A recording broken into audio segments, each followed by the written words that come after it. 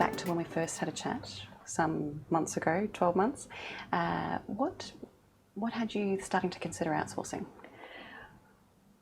We were trying to find staff to help run the business, I suppose, a property management team. We had one person with a lot of experience and one really new green property manager. And the fact that property management is really just process, a certain part of it, I'm not downplaying it, but a certain part of property management is a process. You just follow a process. Yes.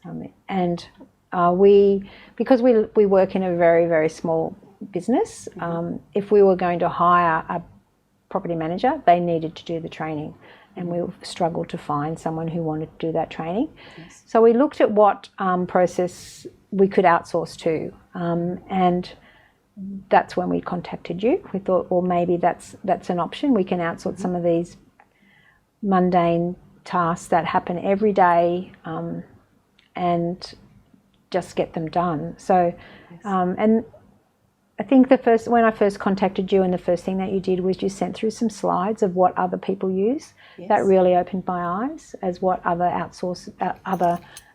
real estate agents used virtual assistants for, and that really opened my eyes. So spent a bit of time looking at that. Yes. So. And you're operations manager of the office. You've been there 4 and a bit years? Yeah, 4 and a bit years. Yes. The office was bought by the owner in 2018. So yeah, 4 and a bit years. So.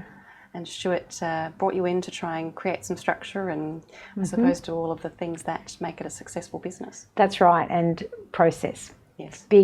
A big thing on process. Yes. And process is always part of the new guidelines from a fair trading perspective. Is supervision guidelines say you must have a process for everything that you do in the office.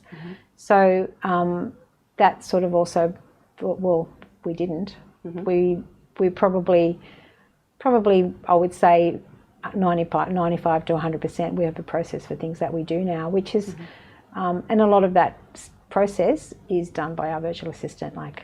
Yes. And the setting up of that was so easy. Well, that's really good.